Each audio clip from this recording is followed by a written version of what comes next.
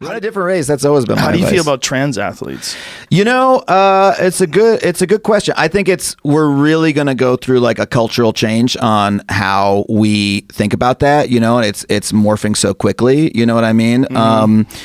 I'm very much, because I am of this opinion that there is no such thing as like perfect fairness. And when we make those distinctions, we're always choosing who to allow. And because I think we should choose to allow like trans people to participate in society, I'm for an inclusive approach where we're able to like find a model that allows those folks to compete fairly in a way that everybody's happy with. I think that's what we should do, you know? And another thing that pissed me off so much was like, what's his name? The disabled runner who then killed his girlfriend. Oh yeah, the Oscar Pistorius. Pistorius, right?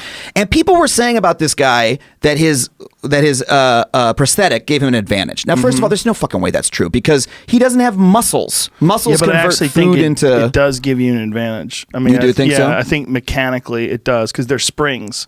They essentially, the way his leg works with those things is you've seen him, right? They don't even look remotely like feet. You know what they look like, right? I've seen them. Yeah, You the know, it's cheetah like- things. Yeah. Yeah, it's a crazy like. But dude, that's not an advantage, because how mechanics work, right, is that a spring, you put energy into it and you get a little bit less energy out, right? So because that's the laws of thermodynamics, right? You can't get more out than you put in. Except a muscle does give you more than you put in, because a muscle converts food into energy for a brief period, right? And so he doesn't have springs. Sorry, he has springs. He doesn't have a machine in his leg the way the rest of us do that creates force out of food. Well, the real question is whether or not the lower half of his legs, which is what he's missing, could make up for the advantage, the mechanical advantage of the shape of those things, which applies all sorts of really unusual leverage when you're running. It's totally, because you're not. Yeah. I mean, I don't know. I mean, I don't know if you took him with full legs and took him with those things, if they'd run the same amount of time. But the thing is, you can run fast as fuck with those things. You've seen those guys, well, right? he could, right? But where's all the other double amputees who are like, you know, coming and ruining? How many of them are in track and field? How many of them are trying to compete? I mean, the Paralympics is huge. There's like a ton of Paralympic athletes, you know, like I've been told that it has a mechanical advantage by someone who actually should know what they're talking about, but I'd like to look it up. Do those legs, Pistorius' legs, do they? I remember reading stuff at the time from exercise, whatever, athletic scientists, I forget what it's called, who said that it didn't, right? It didn't. Yeah, but so the point is, when we make the rules of a game, right? And this is the point of our episode about games, which is about the Olympics, actually. When we make the rules of a game, there's no such thing as a perfectly fair competition that would be designed by God to be perfect and be perfectly fair, right? We're always making choices about what kind of competition we want to have and who we want to allow into it and what sort of outcome we want to have. You know what I mean? Right. Just like in baseball, too many home runs, move the mound up or down. You know how they change the rules a little bit because they want more home runs? Same thing with track and field. We change the rules a little bit to allow this person and not allow this person, right?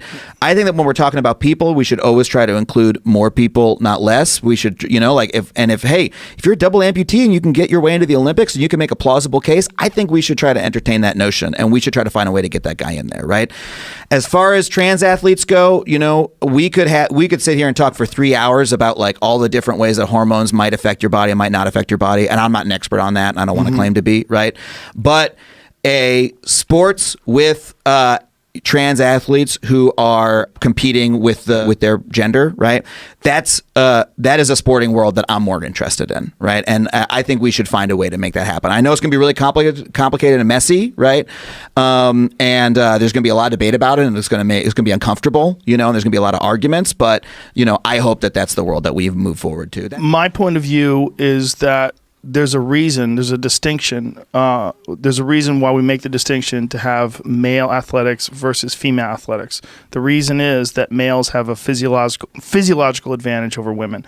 So in most physical sports, we do not have males compete with females. The question becomes, when someone who is male transitions and becomes female, do those same physiological advantages apply? And what is the evidence? Well, the evidence in competition seems to be that it shows that it does apply, particularly in weightlifting, rugby, mountain biking, power heavy sports that favor larger people, stronger bodies. Males that transition to females have a significant advantage and they're breaking world records. So if you're a woman and you're a natural woman and you don't take any extra hormones or male hormones, you're not taking steroids or any sort of performance-enhancing drugs, you're doing your very best to compete. But then someone comes along that was a man for 30 years and decides that they're going to be a woman, and this has happened, and literally transitioned a few months ago and competes as a woman and destroys records and dominates you in that sport. That's bullshit. And that's not competing on a level playing field. That's a person who's biologically a male and who is a male for 30 plus years of having testosterone run through their body and affect their tendon strength and affect the shape of their bones and the mechanical advantages of the male hips versus the female hips. And then they're competing with smaller people who have been a woman their whole life. It's not fair. It's as much cheating as taking steroids when the other person doesn't, or taking performance enhancing drugs when the other person doesn't, maybe even more so. Well, my main point being the one that I already made, right? That like, I don't think that there is such a thing as a perfectly level playing field. I think we decide what kind of playing field we want to have. Sure, but we do make the distinction where we don't allow men to compete in women's divisions. And I think that distinction may be breaking down a bit, right? And I think it may be time to break down that distinction a little bit. So you think that males should be able to compete in the women's division of weightlifting? No, I don't necessarily. But they can if they transition. Well, first of all, there's a lot of stuff to break down, right? And I'm not an expert on the subject, right? So it's just, I think over the next certainly 30 years, we're going to see, now that people are starting to understand that being trans is just a way that people are, right? They're just people who are trans, and this is something that we're going to accept and support, right? You're seeing folks transition much earlier age, but then and so if someone is transitioning from the age of 7 years old, right, and working with those hormones, from that age, right, they're not going to have their body situation is going to be very different than the one that you postulated, right? We just scratched upon the idea of kids transitioning at a very early age. I mean, there's been more scientific evidence that points that if kids don't do that, then when they wanted to be trans at an early age, they just become gay men. And that there's nothing wrong with that either. There's no reason to give kids hormones, and there's no reason to decide before a person's frontal lobe is completely fully developed, which doesn't even take place till like 25. People don't know who they are. A 7-year-old, you won't even. People don't even give their 7-year-old phones. You don't let them vote. You're going to let them decide what sex they're going to be for the rest of their life. The research that I've seen, and again, I'm not an expert on this, and the research I've seen is that trans kids from a young age, they are incredibly consistent in their when they're expressing their gender identity. Okay, but that's a big generalization. You're talking about a lot of human beings.